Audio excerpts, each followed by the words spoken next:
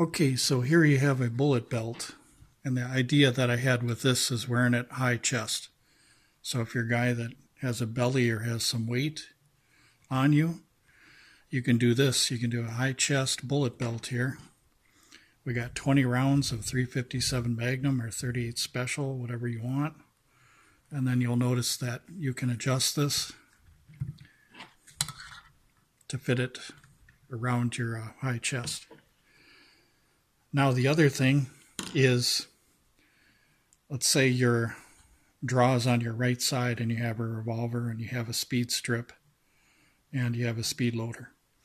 What makes sense is if you fire 2 rounds and you have to pluck them 2 rounds out, it's always better going for your speed loader before you go to this, or speed strip. Now let's say you fire 3 rounds. It's better to dump the 2 unused rounds, since this is a 5-shot revolver. It's better to dump out the 2 live rounds and go for a speed loader than it is to go for a speed strip or this here.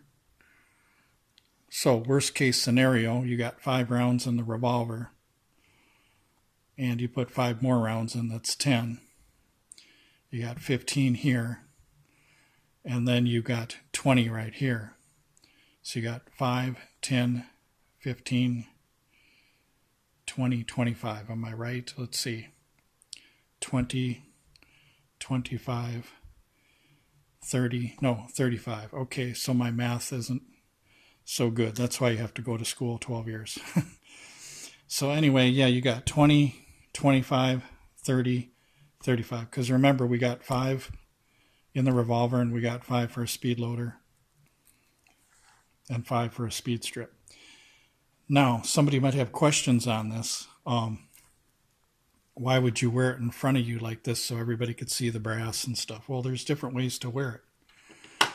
What you can do is you can slide the belt over so that the bullets start on your far side right here, and then have it belted up. So that way, if you're wearing your hoodie jacket like I have here loose, if you're wearing it loose, like some people like to wear it, where they don't tie it up or they don't zip it up, notice that it just looks like a back belt or something like that. But if you clear the garment like that, then you got your rounds, and you can grab from here, and then when you get the time, you can pull it. It's really easy to pull to center again. So if you wear it on the side, you can pull it back to center one more time. So what we got here is we have a hooded jacket here. And then in this pocket, you can have like a little Ruger LCP with an Uncle Mike's pocket type holster in there. And then you can use clips to hold down the holster like I have here. These are office type clips for papers and stuff. What you do with these clips is you take the Uncle Mike's holster down in here and you clip it so that the holster doesn't come with the gun, only the gun comes out. So let's say you wanted to zip up your jacket. This is what it would look like. It would be high chest and you got the bullets right here. If you zipped up your jacket. So let's pretend it's zipped up. So what you would have to do in this case now is you'd have to pull this up all the way or zip it down first to gain access. And like I said, if you have the bullets over on your side instead of your front chest, you can always just pull them over really quick like that. And then when you take the revolver now and you're reloading the revolver, your workspace is right here, high chest or low chest, which means that your bullets are going to be right up there too with you, easy to grab. So that's what I'm saying. If you fire 2 shots, you might be grabbing like a speed strip right here. You might pluck out 2 rounds and then use the speed strip. But say that you're in a worst case scenario where you don't have this, or you don't have the speed loader that's mounted on your hip with the revolver, then what you would do is you'd fire 2 shots, pluck the 2 out, grab 2 more, and so on and so on. Granted that you have cover and safety and you know that nobody's coming towards you, you can pluck out them 2 rounds real quick, put in 2 more rounds. Like I was saying, if you get in a bad situation where say that you had fired 3 rounds and you're at cover, rather than plucking out them 3 rounds, just go for the speed loader, put that in. So the only time a speed strip or single bullets are necessary are maybe if you have like 2 rounds, because once you start plucking 3 rounds, 4 rounds, 5 rounds out, it doesn't make any sense. And if you pluck out 5 rounds, that's kind of a dumb thing to do, because you should just dump everything on the ground. But if you are in a bad situation and you fire 3 rounds and you only got 2 rounds left, you can dump them 2 live rounds on the ground and just go for the speed loader. So it'd be much faster to go for this rather than fumbling around, since the speed loader is already on your high hip. So there are some tactics that you can use with revolvers, but you have to practice them with snap caps. And the thing that's good about revolvers is you don't have to worry about a reset. You can just use the snap caps for practice and keep pulling. And don't have to worry about no reset. Unlimited dry fire with the revolver. Unlimited reloads. You can practice speed strips. You can practice speed loaders. You can practice loading 2 rounds out when you fire 2. And that's kind of a tactical approach that I have for the revolver. And then also the option of carrying a Ruger LCP for a backup right here, or a main gun to grab first, which is very, very fast. And then a revolver can be your secondary, or vice versa, whatever you prefer.